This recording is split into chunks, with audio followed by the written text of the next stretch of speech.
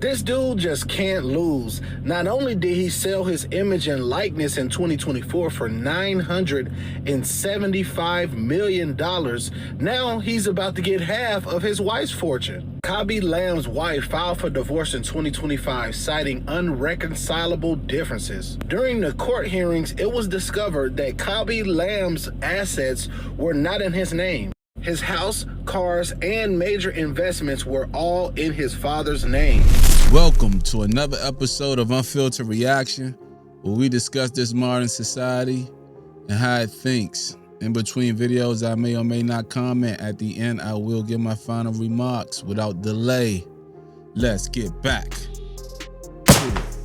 Divorce in 2025, citing unreconcilable differences. During the court hearings, it was discovered that Khaby Lame's assets were not in his name. His house, cars, and major investments were all in his father's name. So now, instead of his wife getting half of that fortune, he is now entitled to half of her $10 million fortune. This dude about to fuck around and be a billionaire just off of doing this. And to this day, he is still the most followed TikToker with 160 million followers. And a lot of people thought that he wouldn't be able to still make money off his image and likeness since he sold it. But that's not true. He basically sold a clone of himself, the AI version of himself. So let me get this straight. You married the #1 TikToker, and when he sold his image and likeness for $975 million, you wanted a divorce. Oh, I see. You thought you was gonna hit the Powerball twice. I wonder though, what was you planning to do with the money?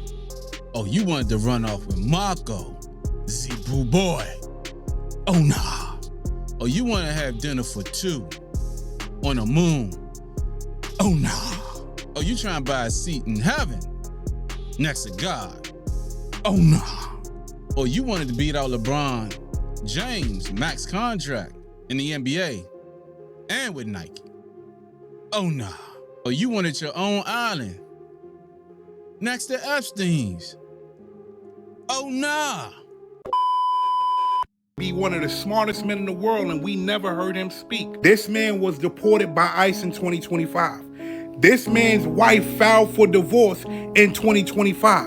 And in that divorce filing, she tried to take half of this man's fortune. But he was 2 steps ahead of her. And now the judge rules that she has to give him. Hey, man. This is the Hakimi method, man. Everybody's trying the Hakimi method. I ain't gonna lie. Listen. Put everything in them folks' name. And by the time she realized what's going on, the money gone, man. Hakimi, you like they should make a statue after you, brother. Half of her $10 million fortune. You heard what I just said? And this is why I say this man might be the smartest man alive. None of his assets were in his name. No home, no car, no money. Every single thing that this man owns is in his father's name, which means it doesn't belong to him, which means his wife has to pay after divorce. So that $10 million fortune that she has, half of that goes to him. Mind you, this man is the most popular TikToker living. This man sold his likeness for $975 million. You see how he came out on top of all of this?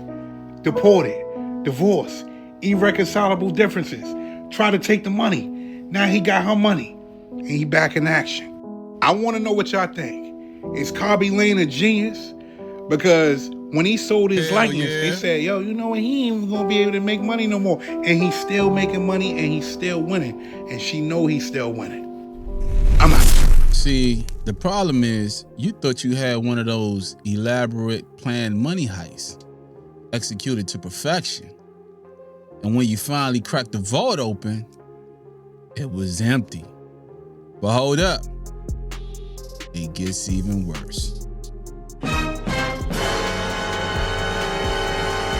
You got caught red-handed at the scene, and now was ordered to pay somewhere in the tune of $5 million fucking dollars. Congratulations, you played yourself. 6 months ago, Eggs was like $12 for a dozen. And now gas prices is at all-time highs. I say that to say this. It's enough wealth for everyone's wants and needs, but it would never be enough for anyone's greed. There's still hope for you though. If you still want the money, just marry the father. Psst, Khaby Lame. Khaby. Hey, I told her your father got the money. If I was you, I'd get the money back. I think she gonna try her hand. And I feel like I'm the last person who could be called misogynist because I'm all for the women. But like, I also see the value in us. Like, we hold the power. Our pussies are the power. Niggas need us to feel like they're here. Without us making a nigga feel like they're here, they feel like nothing. That's cap. Most men. So like, yeah, we gotta cherish that shit. And if we giving that shit out, a nigga need to be giving us the sun, the moon, and the stars. All right, y'all. I just had to pause it right there because she said if she's going to be giving it out, a dude need to be giving her the sun, moons, and stars. What are we getting for the sun, moon, and stars? And I know sun, moon, and stars is a figure of speech, but it's still extreme because they're saying they require a lot. But for what? What is the return? What is the ROI, the return on investments? What are we getting for our version of the sun, moon, and stars? Because a lot of them come with freaking attitude, don't want to cook or clean. Basically, I mean, I don't understand. What are we getting? But you want sun, moon, and stars. Men don't require much. Respect, loyalty, fun time on a consistent basis. And, you know, obviously take care of the house.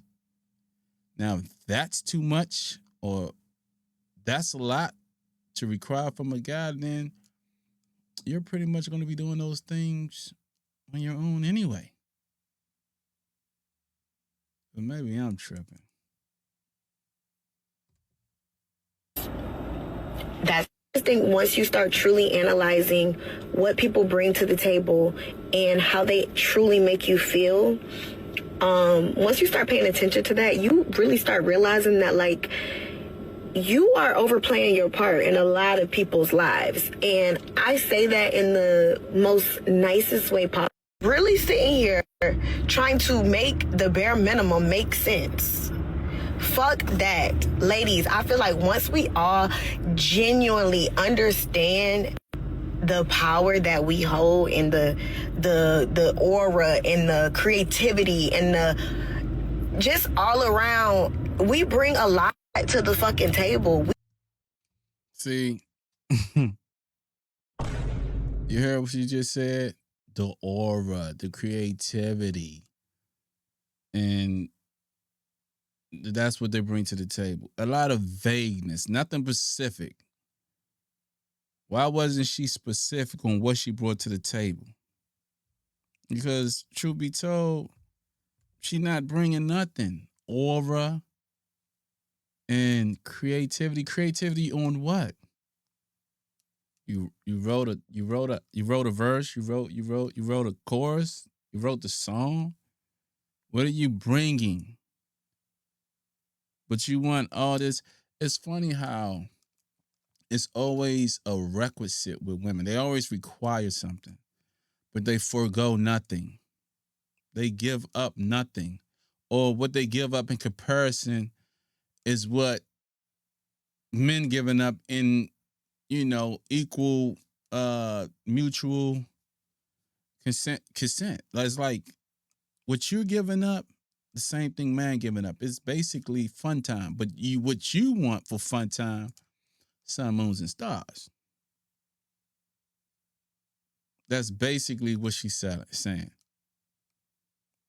The kitten for the sun, moons, and stars. But I'm going to let her cook even though it smell like shit. We gotta start moving in that. Because right now, these men starting to feel like they bigger than the program. And the only reason they feel like that is because bitches be going for the bare minimum and praising these niggas for it. Like the bare minimum, bitch. The bare minimum.